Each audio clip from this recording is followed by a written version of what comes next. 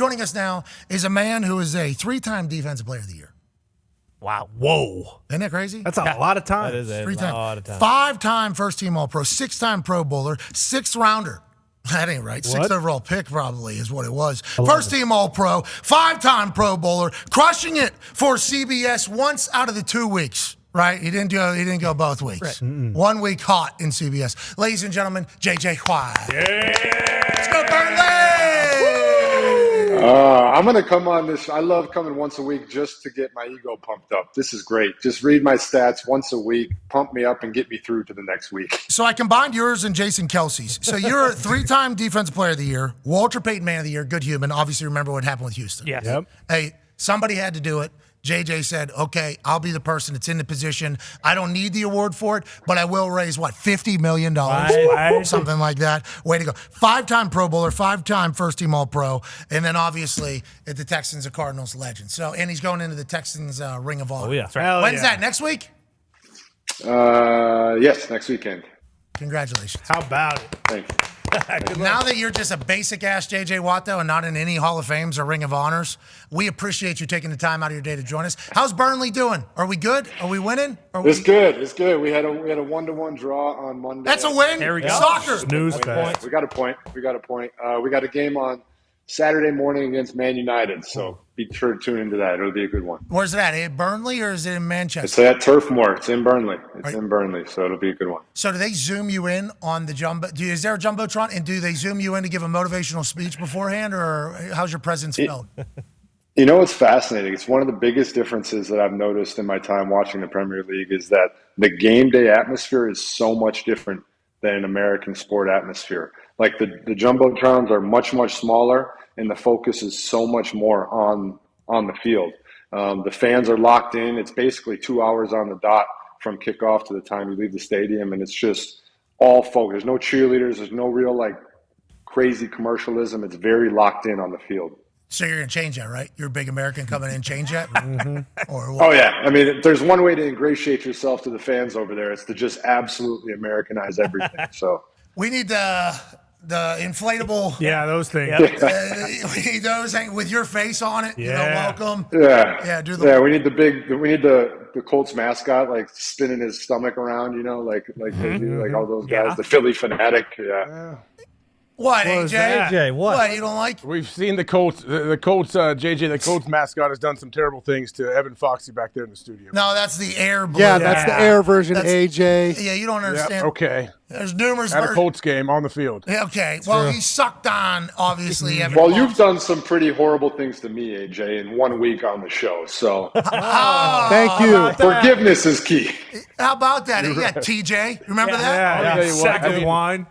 You're right. Hey, at least it was your brother, I guess. I think it's if it's any Watt brother, I take it as a compliment. So yes, How I come- just meant nothing by I it. agree. How come Derek didn't get a J middle name? What happened there? DJ would have been sick.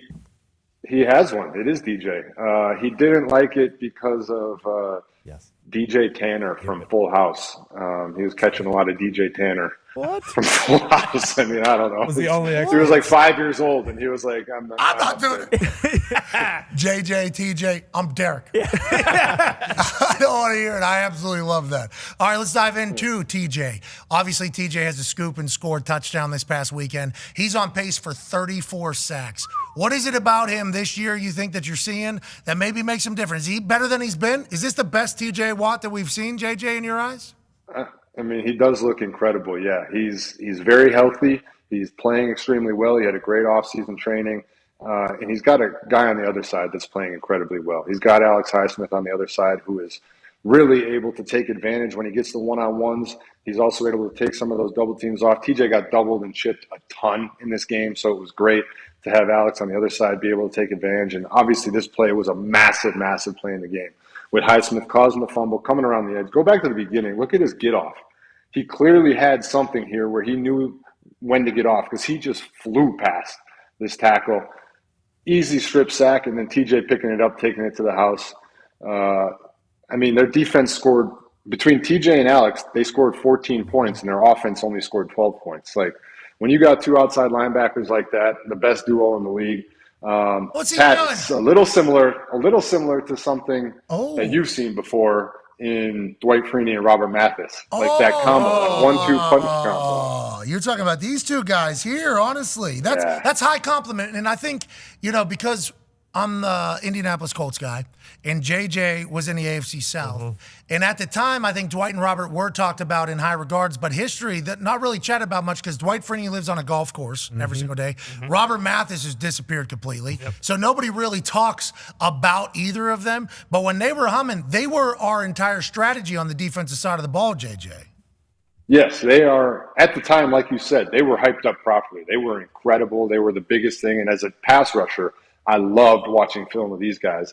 But I feel like history has kind of made them underrated. People have kind of forgotten about how good those two were and what they were able to do. And I believe somehow Dwight Freeney's not even in the Hall of Fame. Yes, that's true. He has not got, I think it's 2 times he hasn't got voted in. That's crazy. Dwight Freeney? I mean, Dwight Freeney. It's like Dwight Freeney, the spin, the power, everything he's got. And I mean, you look at the two of them combined right there. It's a perfect play. It looks exactly like TJ and Alex right there. When you have two guys off of each edge that can do this, with Dwight powering, Robert around the backside, strip sack, pick it up. Now all you got to do is just get to the end zone. He get tackled by his own guy. Yeah, well, I think he was falling at the beginning. That turf, it's bad. The turf is bad. It's a little sticky out there. Did 90 wipe out his legs? Oh, yeah. He did get schoolboyed there a little bit, it feels like. That's 100% on him. Freeney and Mathis, though, they were the plan. Like Bill Polian built the team. Okay, what are we going to do? On offense, we're going to get a lead. Okay, so we're going to pay Peyton, we're going to pay Marv, we're going to pay Reggie, we're going to pay Dallas. Stokely was there for a bit. We're going to pay these guys. We're going to get a lead, and then once we get a lead, they're going to have to pass. So then all of a sudden we got these two guys, and then Bob Sanders is just going to terrorize back here whenever it happens. That was our entire strategy. Pittsburgh, with Highsmith and TJ, obviously they just paid Highsmith as well. It feels like that's maybe a smart plan. That feels like a good plan, a tried and true one, JJ. Yeah, you just got to start getting some of those leads so that you can let those guys go out there and eat. I mean, really, when you think about it, the way you were just naming out those players, man, those Colts teams, they really were the real deal. I mean, you get Peyton putting a lead up there, and then you let those guys go eat, get after quarterbacks.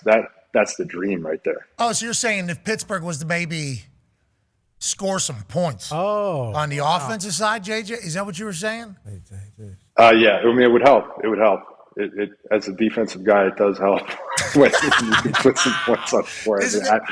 Yeah. It's an obvious observation. I'm not saying anything here that nobody doesn't know. Remember, I mean, you need to get some points on the board. Remember, he does speak for TJ Watt. That's right. No. Yeah. Everything he says is for TJ. So he just said the offense needs to score some more points. That's clearly the entire Watts family.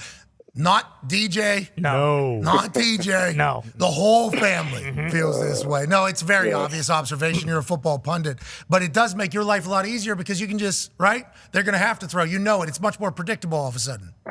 It's the greatest. When you get into the fourth quarter of a game and the other team is down, a score or two, and you get to just tee off and you just know that they're passing every down and they have to try and spread it out, that is – it's literally what you live for as a pass rusher. It's the greatest. And they do it really well up there in Pittsburgh when they get a chance to. Yeah, when they get a chance to. Sure. Go ahead, AJ.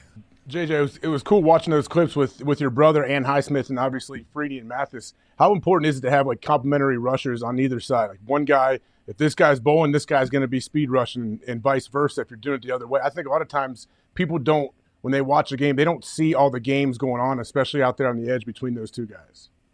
Yeah, no, that's 100% true. I mean, especially if you have a mobile quarterback who can get out of the pocket, to be able to complement each other. And I think a lost part of that as well is the guys up the middle pushing.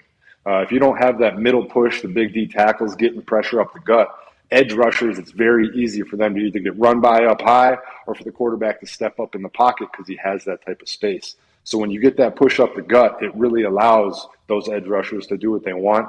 I mean, you look at a team right now like the Dallas Cowboys doing it so well with Micah and Marcus Lawrence and what they're doing. I mean, they're playing incredible ball. I think you also, the Browns do it well with Zadarius Smith and with Myles Garrett. But, I mean, Micah, that tech stunt that Micah did and got his sack on in the Jets game was a perfect example of it. Okay, so I think we have the film for it. We'll get to that in a second. We talked to Micah yesterday about them having so much depth at the D-line where he's actually out someplace, like on the sideline, and he's obviously saying, whatever the coach needs me to do, I'm going to do. I'm saying, okay, so you're good with it. He goes, I'm not good with it. Yeah. Let's not. I'm not good with it. But is that something that you should think about if you're an explosive edge? Like, long season here, right? Normally it's thought about with wide receivers, quarterbacks, other positions, but defensive ends, 17 games, long season, a lot of things can happen in every single play. Is that even a thought, you think, for Micah and the Cowboys, or is it just their depth? It's definitely something I probably should have thought about at some point in my career. It's probably going to help him out. It is a long season, and the way that he plays, he is 100% effort every single play of every single game, and he's incredible. And so, you do put in that type of effort. Taking a play off here and there and getting a breather does help. But I also know that mentality. He talked about it on your show. He has that lion mentality. He wants to go out there and he wants to just kill everybody. And I think that's the best. That's why he's so good, is because of his relentless effort, because of the energy, because of he never stops going. He's an unbelievable player. And on top of all of that, he has the athleticism and he has the freak ability to move and to bend and to turn corners. He's a special player, man. He's a psychopath. Let's get to he's actual psycho. Yeah. You know what I mean? Like, he was talking about how closer to the game he becomes. You are the same way. You get on the field, he becomes. Yeah, but when he was talking about that and his eyes and the way that he was like, that was pretty cool to watch. I love that conversation. I was on these young guys, though. I'm growling now. Yeah, real deal. In the locker room. I think he was making his eyes go a different direction, man. It was. I'll screw you up as a rookie. Yeah, I would assume. Like, wow, this men's league's wild. You should see this guy. He's really good on the field, but the things he has to do to get to that point, this guy's got both eyes going sideways. I don't know which one I'm talking to. Then I'm talking to Mike, I thought. No, I'm talking to an actual lion. He started growling at me. Mm-hmm. This guy started actually growling at people. I thought somebody was walking back in the background. Yeah. Maybe two people were walking back. Yeah. And he was tracking them with both eyes as if he was a jungle cat. But let's talk about him on the field. Yeah. He is so fast and explosive. I believe this is the play that you were referring to. He starts way out there. He's way out there. Way out. Yeah, he's got plenty of distance out there, which is going to force that offensive tackle to kick out to him a little bit and make him create more space for these guys inside, which obviously helps create everything that they're trying to set up here. And you have to be crazy fast to be able to line up that wide. So the tackle has to kick. Now he just comes underneath, wraps behind both guys, and has a 100% free shot at the quarterback. That is the dream. When you can wrap underneath and you have a free shot on the quarterback like that, and then the lion crawled to finish it off. That celebration is phenomenal. He needs to keep that one going. Better than your celebration? What was yours? What was the one you did? I liked it. I started out with the salute, and then I switched a little bit to some – I just kind of mixed it up near the end. But this reminds me a little bit of Brian Dawkins coming out of the tunnel for the Eagles. Remember that back in the day? One of the best entrances of all time. Yes. And then we got this one. This is just pure effort, athleticism. Comes underneath. Guys kind of got him around the waist, but he's not going to give up. He's going to just – the effort is just incredible. And when you combine it with the athleticism, going for the ball, you can see him going for the ball on this play. He's trying to get the ball out. And then we see him later in the game actually get the ball out when he strips it for that play. So guy's incredible. He's an unbelievable player, and Dallas is certainly lucky to have him. JJ, and he's just wreaking havoc in that dang quick. JJ, how happy is he that this is happening out here? Look, how happy are you about that? You know what I mean? It's pretty incredible, and that's one of those where as a pass rusher or as a fan, you're kind of looking at it like, all right, how did this happen, guys? Like, how do we not have anybody maybe put the running back on the other side, give us a chip? AQ, I've always kind of wondered this because I know some game plans, coaches will literally say every single time we are putting a double on a certain player. But then there's also some where they're either just trusting their O-line or there's checks where they cannot physically put a double on a guy. How does it work like in a play like this? Like, why is he one-on-one? Do they just believe in the tackle that much? It's one of those things. Like Bruce Arians was real big, like 10 years ago or 15 years ago when I was playing for him. He was like, hey, listen, we chip Javon Curse every time and he still got 4 sacks. I'm not going to get my running back out and keep him in protection, and then we can't get anything going, right? And so whenever we started playing Aaron Donald in the division, we just started literally just calling the protection 99, wherever he was. Forget the mic, we're going there, back, you got everybody else, right? This is one of those things where Micah has become that guy. He's become that guy. This is where you have to slide to him. It's one of them things, whether you put a back or a tight end right there to chip, Or, hey, Can't same that wide thing. receiver that's right there chip him? You could. I mean, he's right there, right? Just bring him in, right? Those are the worst chips too, man, because that one's from way out there, so you're kind of like, I don't think that guy's going to chip me. So you take a regular get off, and if he chips you, he can look like the strongest man in the world because you'll be flat on your ass. Just right I mean, there on your absolute hip, right? laid out. We're getting hip and Yeah. shoulder pad, and you're done. I think TJ was lined up out by a wide receiver a couple times this past weekend, and I'm like, is that wide receiver going to give a little bit of a shot to TJ? I'd assume they're taught that. They drop him back more than I like, to be honest. Who, TJ? Yeah, they put him in. They drop. He should be getting after the quarterback every single play. Yeah, but let's talk about he's on track for 34 sacks. Yeah. Yep. Let's drop him. Yeah. Put him at corner. Who does the money go to in that? I guess TJ gets to pick whatever charity organization. Favorite charity? Yeah, 500,000. I mean, Oh, what was I doing? I wonder what his favorite charity is. Oh, Burnley FC. You tell me. Is that a charity case? I wonder if only like a family member or a brother or something had a charity that helped middle school kids across the country. I don't know. I mean, I'm rooting for 34 sacks. Let's do this. Yeah, okay, so you think TJ's going to pick your charity or Derek's? It sounds like. I don't know, but man, it would kind of be a kick in the nuts if he didn't. I can say that. That would be awesome. We're going to learn a lot about TJ and JJ's relationship here if he continues to go. Yeah, we What'll are. hold him back? What'll hold him back? Just injury, I guess, right? And I assume that's not something he can predict, or is there an active way to kind of fend that off? I mean, I really do like the Browns had a good game plan. If you actually sit there and you watch the film, they put a tight end on him. They put Njoku out there a lot of the game to double team him. They had little bunch sets that make him line up in different positions that are tough. So it's putting all that capital to him. That's when it's hard, and that's why, like we talk about, not getting those leads. Yeah, like right here. So he has Njoku in there at the tight end, and he's got a receiver out there. So now he's got to decide, where am I going to line up? Do I want to get wide and hope that these guys release and don't block me so I have a better run? Do I want to line up inside? It's a really tough spot as a defensive lineman to figure out where to line up when teams are going to do this to you. Well, and I assume this guy's scared to death that he's going to jam. You know what I mean? Jam to hell. It's a funny thing, man, because you want to just run right through his face, but it also is going to slow you down. And so you're just trying to find the best possible angle. So here the tight end's going to basically stay in and block him, and the tackle's also going to help. So he's got to run that big hoop. But doesn't matter because that's what Alex Highsmith on the other side does. That's back to AJ's original point. That's the advantage that you have having a dominant guy on the other side. When teams are going to don't give all that capital to you, the other guy has to win. I think another team that you wanted to chat about was a surprise, not only to me, but also to Gumpy. And Gumpy's excited to hear about it because the conversation down in South Beach, JJ, is all about how the offense is a track meet.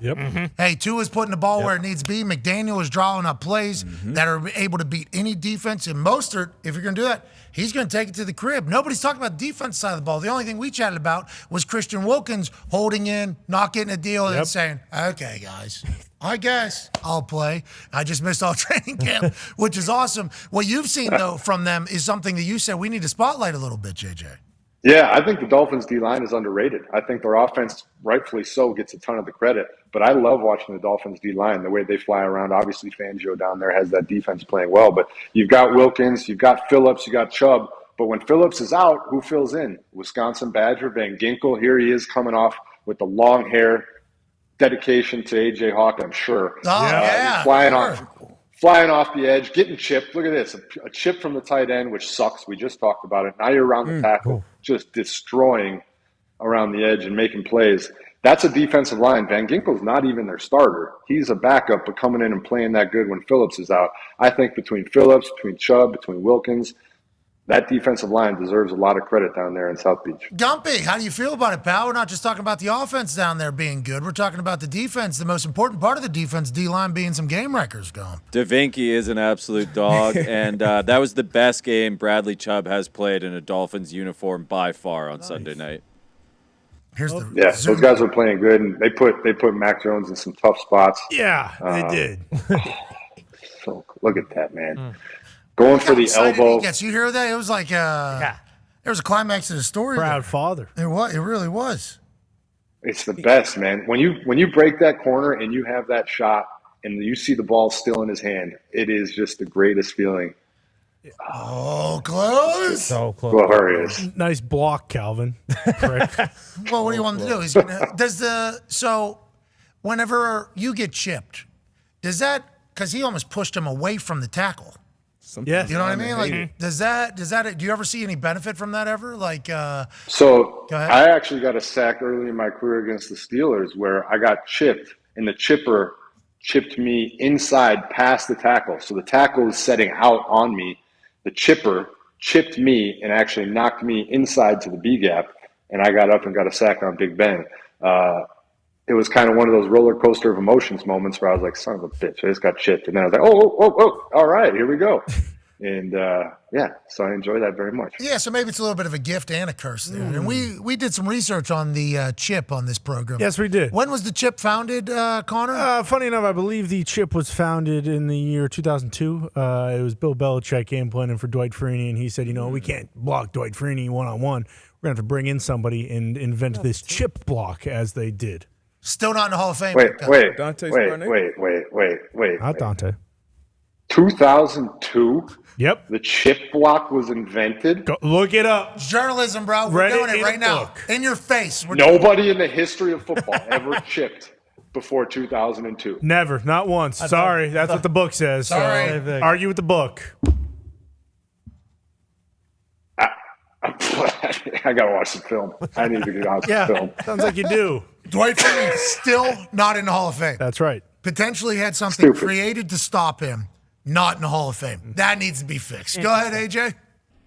JJ, I'm curious. What did you hate that O-lineman would do when they would try to block, other than being double teamed time after time? Like, short set, whatever it may be. I know a lot of pass rushers have things that they dislike, and also just to give you a heads up, I don't know if you know, but our guy Dennis Gardeck got another sack, so he's up to 3 on the year for the Arizona Cardinals. Whoa! Yes. Our guy Dennis the Menace is absolutely wreaking havoc down here. What I hated, I really, really hated, and I still hate this. I think when they do they pull your arms down, or they like pull the front of your jersey down, and kind of almost like a Mighty Ducks, the fight scene where they pull the jersey over the head. Oh yeah. Boom. You go in for a bull rush and they pull you down. That is just, it sucks. And I would do it if I was them because it's effective and it works and they don't call it holding. But to me, like, it's just such a that's your move, man. Like, that's what you're gonna do. Yeah. Here's a guy that loved to do it. AQ Shipley has a question for you. JJ, so you spent obviously a lot of your time more inside. You did the 5 technique, 3 technique. You were outside. You kind of were all over the place. TJ spends most of his time outside. I saw a clip this last week where he kind of did the Myles Garrett. He walked around, came up over the center, actually made the play on a run play. But can you talk about going from outside to inside and kind of how much different the game is on the edge versus inside? Yeah, it's very, very different. Tackles set much different than guards. They also are different body types and skill sets generally. Guards are going to get on you much quicker because there's shorter space, shorter windows, so they're going to get on you much quicker. But you are generally going to have an ability to use some of that athleticism a little bit more inside. Out on the edge, tackles, obviously there's more space. There's a lot more stuff to do. So you have different options out there on the edge. I personally love moving around a lot because not only does it give me a chance to go on different guys, but it also keeps the offense guessing of where I'm going to be. And to your point, that is a little bit different with TJ, where he is on the left edge majority of the time. And that's where he's comfortable and that's where he's best. So they don't switch it up there, but it does also give the offense a chance to kind of know where you're going to be at all times. Do you think he's breaking that record this year, TJ? I mean, the way he's playing right now, man, he's on a different level. I mean, he's been on a different level for a long time, but he's playing lights out right now. I really think he's got a shot to do it. The Pittsburgh Steelers texted us and said that the J.J. Watt Foundation is probably not going to be the foundation. No. I'm just letting you know that. What did I say? The Steelers person texted us and said, don't think that's the one. It's already been decided. Well, I got a phone call to make in about 10 minutes. Oh, you hate the Pittsburgh Children's Hospital? Whoa. This guy. Hey, thanks for coming on the show, JJ. Nice job, JJ. Sorry, I'm from Pittsburgh. Those kids are my family. Okay, you hate them. Oh, all right. Yeah, sweet. Walked into that. Just walked right into it. You, speaking of walking into something, you said, hey, I understand I talk about defense a lot, but there's a guy who's playing offensive football that I would like to give a little bit of a hat tip to, and that man's Mr. Irrelevant from last season, Brock Purdy. We have a couple clips here of Brock Purdy. What have you seen out of him that makes you want to talk about him, first of all? And also, is he a guy that's going to be able to win a Super Bowl with this Niners team, you think, JJ? I want to talk about Brock because of what he's able to bring to the 49ers in terms of skill, but also ability to create a team around him. Is obviously you're going to see right here. He's poised in the pocket. He makes incredible throws, and he can really handle that Kyle Shanahan offense well. But what it means in this league when you have a quarterback who can play at the level Brock's playing at for $870,000 this season, you're allowed to build a team around him that is absolutely dominant, which is what the 49ers have done. They've got Trent Williams, they got George Kittle, they've got Ayuk, they got Debo, they got CMC, they got Fred Warner, they got Greenlaw, which AJ might be able to give some insight on this. I think is probably the best inside linebacker duo in the entire NFL. You got Bosa, you got all these guys. That's all because you have a quarterback that's making $870,000 this year, and that's unbelievable what they built up there. How do you feel about those quarterback contracts? Obviously, defensive end, and you made your fair share of didn't he? Oh, yeah. Multiple times. We saw that log cabin out there in Wisconsin. My God. Oh, the kid did good. Yeah. Kid did good. 100,000 square feet. Oh, my God. I think even more than that. Yeah. And then every TV has these LED lights around. Uh-huh. Oh, my God. It is all so cool. Speaker playing turned down for what at all times? All the time. Yeah, you walk in the house. Yeah, boom. Turn down for what? Every step he takes, like in the airport, you know when it lights up. Yeah. It's like Avatar's, the bottom of the creeks. Yeah, Bingo. that's right. When you're walking on it, and it just lights up. That's what this guy's log cabin is like. Living at 2038. Still a log cabin though. Yeah. Yes. Still rugged. Rough. Yeah, Of course. Still tough. Now You act like you're not talking to me from the Thunderdome, Yeah. like this literal playland that you live in. yeah, but we got bugs in here. Don't There's a we? Yeah, a modest lot of office. bugs. Yeah, it is a modest office. Okay. We only have what we need That's right. at this particular Thunderdome. You know what I mean? Heard about 2 sweet additions today. Yeah, well, Yeah, I'd say. we got some stuff going on here that's going to be absurd. But we're not talking about Thunderdome salary caps. No. Jeez Louise. Okay, JJ, thanks for trying to divert away from this. We're talking about NFL salary caps. How do you feel about next CBA, quarterbacks potentially being put in their own slot so that there's no longer this juggle of feeling obligated to make the quarterback the highest paid quarterback of all time because they've earned it, they deserve it, and they're the most, I think pressure-packed position in all of sports. We all agree with that. But what happens whenever they change what the salary cap is and who makes what and the rookie men and the vet men, basically quarterback numbers just went through the roof, and then defensive ends, I still getting paid, corners, wide receivers still get paid. But a large majority of the roster here now is suffering from it mightily. Do you think there comes a time where the quarterbacks are in their own world almost, as opposed to everybody else, like a quarterback club, like it was old school with the way the money's getting right now, JJ? It's interesting. We were kind of talking about this amongst friends back during the last CBA conversation. And I was talking to my buddies, and I was like, imagine if the quarterbacks just got together and said, we're going to negotiate our own little deal. Because, the realistic thing in this league is you have to have a quarterback. The quarterbacks are the stars. They're the ones driving the narratives. They're the ones driving the success. It's just a fact. You can't argue the quarterback's the most important position in the league. So if they truly did want to do, their own little thing, you also can't really argue with the fact that is the most important position in the league. So I could see a day where that was the case, because it also does affect the salary cap in so many ways for teams. But then it's also kind of like that fair market system where it's the most important person gets paid the most, and then you decide who's important after that, how they're going to get paid.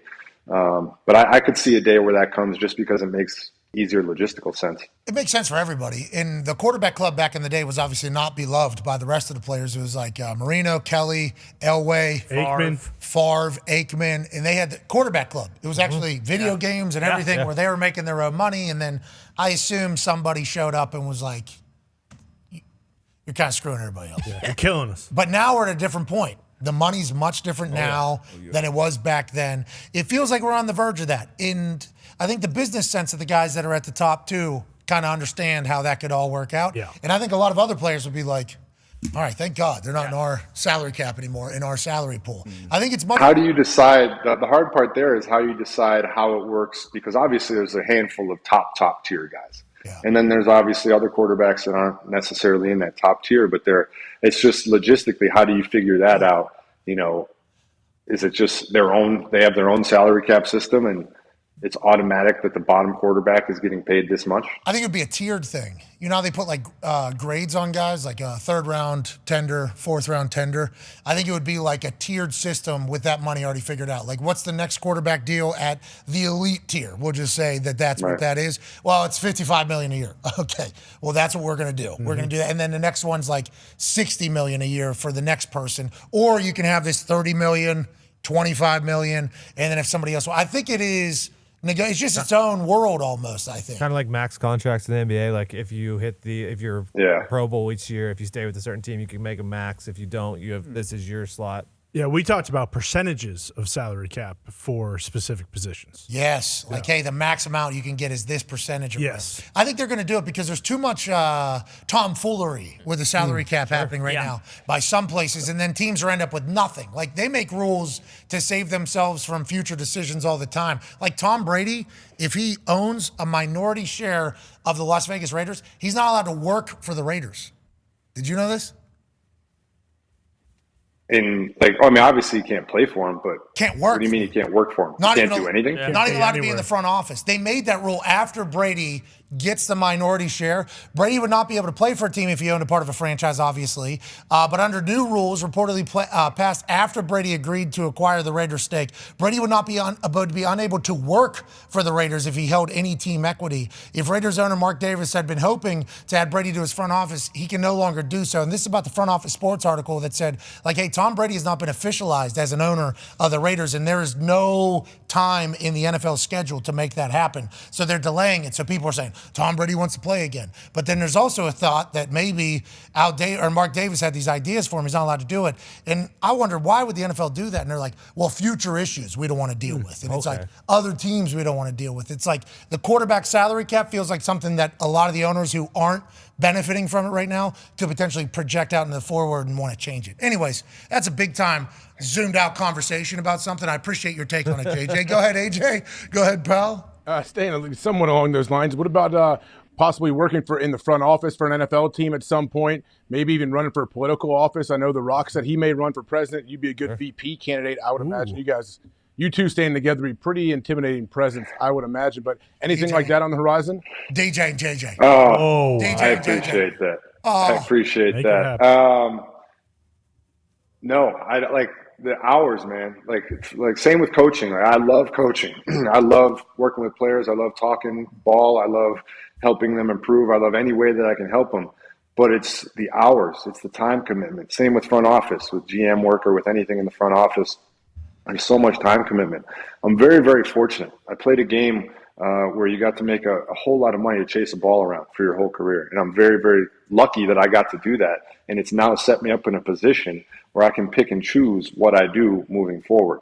And for me, at least as of right now, I mean, who knows moving forward, but at least as of right now, the thing that I want to pick and choose the most is my family. I have a son. I have a 10 and a half month old son.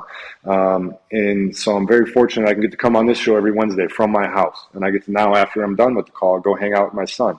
CBS is very fortunate to let me this fall only work the weekends that I choose. So we're going to do 6 to 8 weekends this fall. Oh, it's breaking. Okay.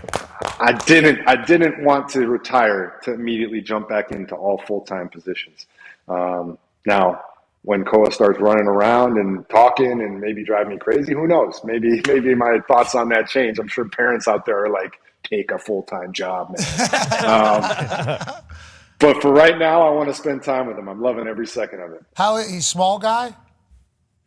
He's a large human being, my friend. It's like a full, you probably know by now, like my back is probably bigger than it was during my playing career just from carrying this kid around. It's insane. So whenever we go in with my daughter, it's always like she's in the 87th percentile for height. And I'm like, hell yeah, girl. Okay, I like that. She's in the 78th for weight, 67th for brains or head size. I'm like, all right, brains bigger than everybody else is sweet. She's taller than everybody else. Awesome. Here we go. go. How is it? Has that happened with you with Koa? So we just did, obviously, like a month ago, we had to do his 9-month checkup. And they just like you said, they do his height, his weight. He's the 97th for height, 97th for weight. They did his head, and then they leave. And then she knocks on the door, she comes back. She's like, I'm sorry. I have to measure his head again. She's like, I need to measure it again. So I'm like, all right, go ahead. I don't care. And so she measures it again, and she goes, it was right. He has the head size of a 19-month-old. I was just like, so proud. Were you so proud there in that moment? Or? Oh, I was very proud. I was very proud. Just a gigantic noggin on this kid. We're going to have to make some hats really big for when this kid grows up. Hey, God bless Mama for sure. And obviously, Koa is going to be a freak athlete at that size. Can't wait to see which NFL team gets another wide in the building. We're very lucky to have you. We appreciate you. Back on CBS this weekend? No, I'm this weekend. We got Burnley, Man United. I'll be watching from here, and next weekend I'm in Houston for the Ring of Honor, and I'm back in CBS the week after that. All right. Well, we appreciate you, man.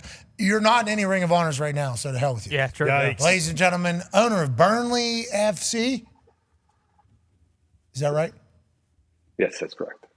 I didn't know if that was a dramatic pause or if that was a pause asking for confirmation. Yeah, I should have done a little bit more, at the end of that whole thing there. A little good acting. Ladies and gentlemen, JJ White.